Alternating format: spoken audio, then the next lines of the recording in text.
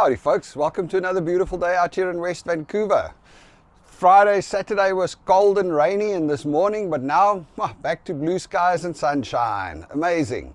Anyway, sorry I haven't made any videos in the last week, but oh my gosh, did I feel sorry for myself in this last week. On Monday, me and Connor did some training, did some weights and stuff, and I don't know if it's that or what, I don't actually know what it was, but Tuesday morning I wake up and it feels like somebody's stabbing a knife in my kidney. For the whole week I've been walking around like this. I can't straighten my back. Any move I make is like Belinda, you know, everywhere I go I'm like, oh. Any move I make, this thing pulls and it feels, that was horrible. Any which way, it feels like it's better now. It's still a little sore, but we're all there. So, today we're going to talk about mailboxes in the US and why you would want one. And at the end of this video, there's actually one, because we went on the weekend, on Saturday, we drove through to the US to go pick up our mail, my mail in the US. So there's a video showing you what Mailboxes International looks like, and a video that I shot over there. But before we go there, let me just explain to you why you would want a mailbox in the US when you live in Canada. The answer is really simple, because having stuff shipped from the US to Canada is an absolute pain in the behind. It is just, it's so weird that you have these two countries right next to each other, first world countries, and that's the one thing that doesn't seem to work very well. In any case, not for me in my experience. So what happens is, I mean, you can have stuff shipped from the US to Canada very easily. The problem is, and why, well, let's take a step back. Why would you want to have stuff shipped from the US to Canada? Because you can get anything in the US and you can't get anything in Canada. There's just a lot more stuff available in the US, and oftentimes it's cheaper in the US than in Canada. Even the car parts, the brakes that I ordered, that came from the US. So, what is the problem? It's not the actual shipping, it's the customs. And it's not actually the actual customs and import duties or the fees. That's got nothing to do with it. That's simple, you know. I mean, you just got to pay the tax and the GST and the HST, so maybe 5% plus 7%, maybe 12% that you have to pay if I've got it right. So it's not major. The problem comes in with these damn shipping companies that charges you these ridiculous clearing fees or admin fees to clear your stuff. I actually stopped using UPS because people would send me something worth $10 and then UPS charges me a $65 clearing fee. It's just absurd. And they don't tell you that beforehand. They go, oh, well, you can ship it, because I ship books and stuff to myself from our US business. I ship it over here so that I have books. And then when I ship it, when I fill it out online, I'm like, oh, okay, they say there might be a clearance fee. Then when it arrives here, it's a $65 clearance fee for a box of books. It's just absolutely ridiculous. So that's the one problem. The shipping companies hit you with these fees that are like over the top. And then the other problem that it's happened to me 4 or 5 times already is that, especially with the US Postal Services, they don't charge a clearing fee. But then they ship the thing. I mean, it's nuts. They ship the box. I shipped myself 2 boxes of books. One with USPS and one with UPS. The UPS one, it came through the border, it arrived here, but they charged me $65 plus a bunch of other fees. So it ended up costing a fortune to get this box of books here. USPS, I shipped it exactly the same descriptions and everything. Paid the $20 to have it shipped here.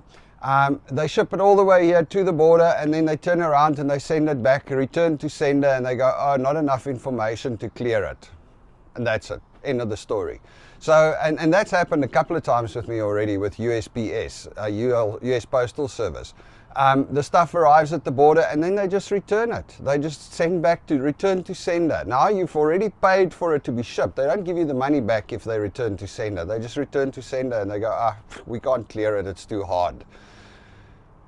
Anyway, if that sounded like a little bit of a rant, it actually is, because it's a pain in the ass.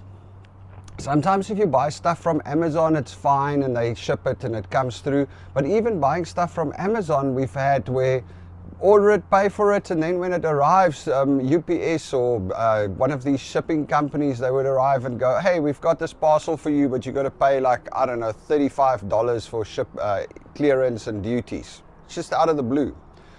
Anyway, so long story short, What we do is we have a mailbox in the US, literally on the other side of the border, in Blaine, yeah?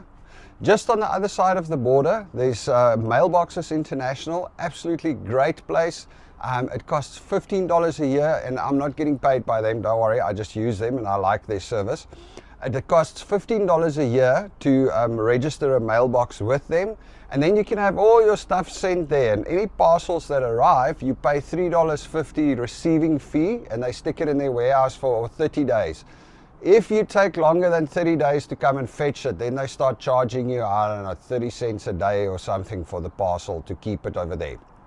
So it's not ridiculously expensive, and it just makes life a lot easier. So we have that mailbox, I ship everything there, and then I drive across the border, I go fetch it, and I bring it over here. It just makes my life a crap load easier. And then, funnily enough, I mean, you might say that, okay, but when you drive with it across the border, don't you have to pay duties and fees then? I've never had to. They don't take it too seriously at the border, honestly. I mean, we had a whole bunch of books. I think we had like, what was it, 40 books and a bunch of book boxes and everything there. And the guy goes, what have you got? I went, oh, well, I went to my mailbox, picked up my books, told him what's in the car, and he was like, yeah, sure, okay, fine, go, don't worry about it. Because there's some sort of limit. I think it's like $200 per person worth of stuff that you buy on that site that you can come through. But honestly, I don't think the Canadian guys care too much. Obviously, if you come with a truckload of brand new crap you bought, they're obviously going to pull you over and start doing the customs thing. But in general, we've come through with boxes of books in the back of the car. I mean, the guy looks at it, he sees it. It's not like we're hiding it. He asks about it. I told him we've got about 40 books there. And he's just like, yeah, it's fine, go. I mean, I suppose it's actually also really hard because Angelique bought some stuff at Walmart and Belinda bought some stuff. So, you know, is he now going to sit there and calculate everything? They don't do that. So they just let you through. Anyway, so that's totally off the mark. Mailboxes International. If you live in Canada and you want to order stuff from the US, it is worth getting yourself a mailbox there. This is a video that I shot at Mailboxes International over the weekend while we were there. Check it out. Howdy folks, so today we are in Blaine in the US. We quickly popped through and we are International Mailboxes. We're going to come and pick up some mail. Let me show you. So this is the little shopping area in Blaine where International Mailboxes are. This is literally like less than a kilometer from the border. It's called Mailboxes International, and this is what we do. We send all our mail here. Then we don't have to go through the whole customs clearing thing because UPS and those guys somewhat charge you like $65 clearance fee. And these guys actually, they receive mail, so it makes life a lot easier. Anyway, so Mailbox International, Blaine. So basically what these guys do is they receive mail on your behalf, and then they store it, and then once a month or so we pop through to come and pick it up. And like I said, the main thing is if we send mail from the US to Canada, it takes like, you know, it's just got to go through the border, and what it does, customs, UPS and those guys charge like $65 clearance fee, which is ridiculous. So yeah, much better to do it this way. So if you ever move to Canada or Vancouver, you are probably going to get yourself a mailbox, and these guys are great. I think it's like $15 a year, and it's a bargain. Cheers.